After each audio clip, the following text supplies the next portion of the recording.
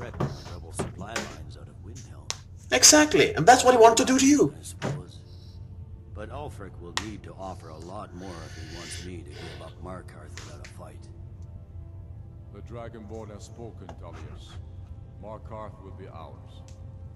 Now we'll see if there's anything behind your talk of good faith. I don't blame you, Dragonborn. You made the best of a bad situation.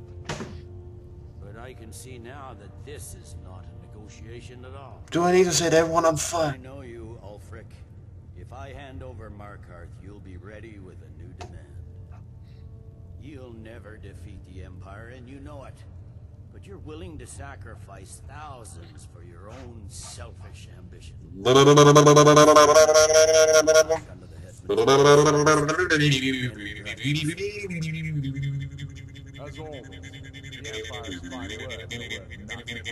Stop! Are you so blind to our danger that you can't see past your pitiless agreements? Here you sit arguing about nothing, while the fate of the land hangs in the balance. The world, Is he even. with you, Delphine? If so, I advise you to tell him to watch his tongue. He is with me. And I advise you both to listen to what he has to say before you do anything rash. Don't you understand the danger? Don't you understand what the return of the dragons means? Alduin has returned, the World Eater. Even now he devours the souls of your fallen comrades. He grows more powerful with every soldier slain in your pointless war. Can you not put aside your hatred for even one moment in the face of this mortal danger? A very pretty speech. But what does it have to do with the... I don't know about the end of the world, but this dragon situation has gotten out of hand. If this truce will help the Dragonborn here put an end to that menace, we both gain. Remember that, Ulfric. Now, back to the matter at hand. You know as well as I do that we can't hand over Markarth on these terms. Swords, bones, where will these demands end? You started! I'm listening. We want compensation for the massacre at Karthwasten. You slaughtered the very people you claim to be fighting for. True sons of Skyrim would never do such things.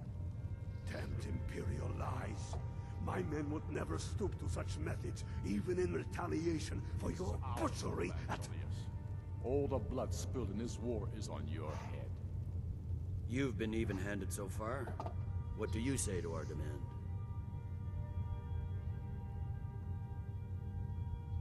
I don't know what happened at Karthwasten. Look, can I get an advisor? Some books? I didn't know I had to read up on all this shit. Could anyone update me? Like seriously, I'm fumbling in the blind here. I guess I should have interviewed everyone in the fucking country, because I don't know where Karthwasten is. I don't know what it is. It's even on the map. Winterhold, Dialmarch, Whiterun, Forkreach, The Reach, Harfinger, Winterhold, Eastmarch, The Rift.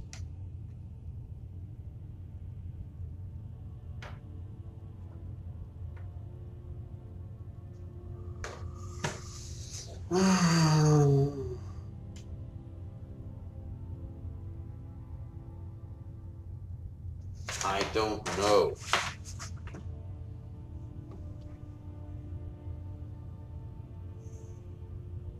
I don't know what happened at Karthwasten. I should have known better than to expect you to give us a fair... Look, I don't know. Why are you all asking me? Once again, the Empire takes the blame for the crimes of others. You know I can't agree to these terms. The Emperor would repudiate this treaty and I would be recalled. Damn Imperial arrogance. Out with it then. We want the Pale returned to Imperial control. The traitor Skull the Elder will be replaced with a more loyal candidate. What next, Tullius? Shall I just hand over all of Skyrim? I guess I have no choice but to let the Dragonborn decide, although I'm starting to doubt your fairness. So, Dragonborn, what do you say?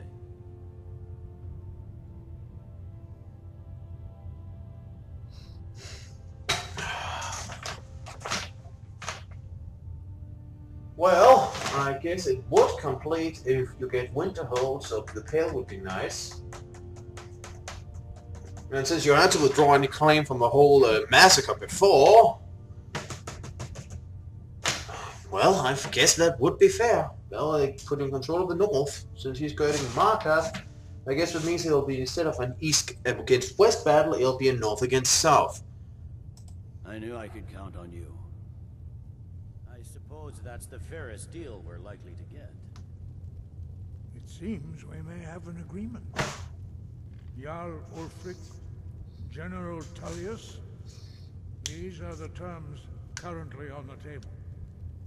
Markarth will be handed over to Ulfric's forces, Jarl Igmund will step down, and Thongvor Silverblood will become the Jarl of Markarth. Ulfric will allow Imperial troops to enter Winterhold. Courier will replace Kraldar as Jarl. The Pale will be turned over to the Empire. Brynna Merilis will assume the Jarlship in Dawnstar. You both agree to this? The Sons of Skyrim will live up to their agreements, as long as the Imperials hold to theirs. What about you, Elisif? Are these terms to your liking? Speak up! I'm sure General Tullius is waiting to do your bidding. I have nothing to say to that murderer. General, you've proven yourself a good friend to Skyrim. I continue to trust that you will do your utmost to safeguard our interests. Thank you, Jarl Elisif. I appreciate your loyalty. The Empire can live with these terms, yes, for a temporary truce, until the dragon menace is dealt with. Finally. After that, Ulfric, there will be a reckoning. Count on it. Come on, Dalmar. We have a lot of work to do. Giving up Markarth is a heavy price for this truce, Dragonborn. I hope it was worth it. Jarl Balgruf, I assume you are familiar with the Dragonborn's plan? Yes, I'm ready to do my part. Just say the word, and my men will help you spring this trap. But the difficulty remains how to lure a dragon to Dragon's Reach at all. Well, that's an excellent question. You haven't overlooked that little detail, have you? Ah, I believe I can be of help here. I anticipated the problem. While you were arranging this meeting, I was busy in the library of Skyhaven Temp, an unguessed trove of lost lore. But the important thing is that the Blades recorded many of the names of dragons they slew. And? Cross-referencing this with Delphine's map of dragon burial sites, I believe I've identified one of the dragons that Alduin has raised up. Really?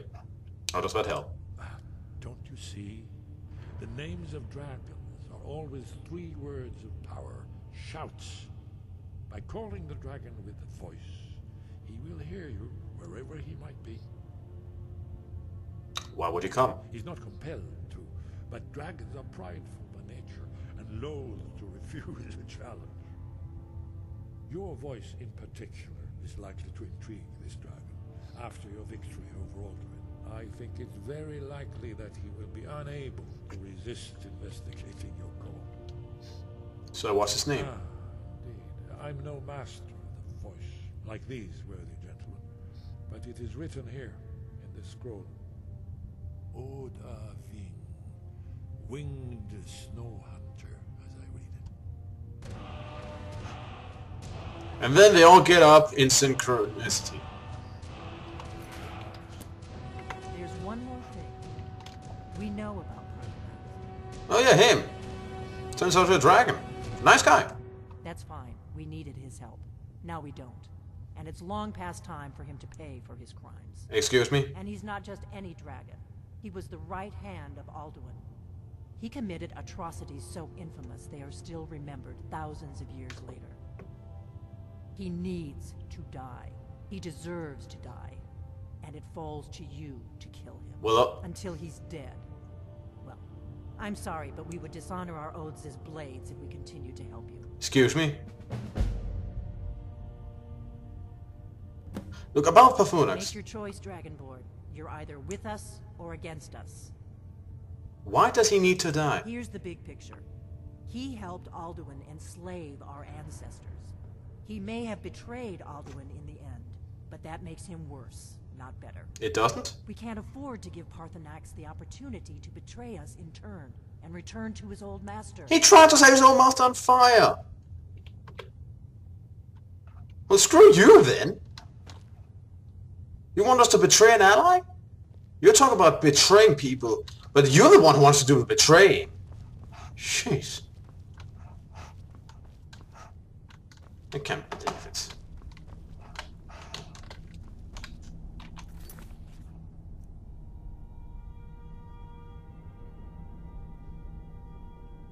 Both of you? Well, then you can go straight to oblivion.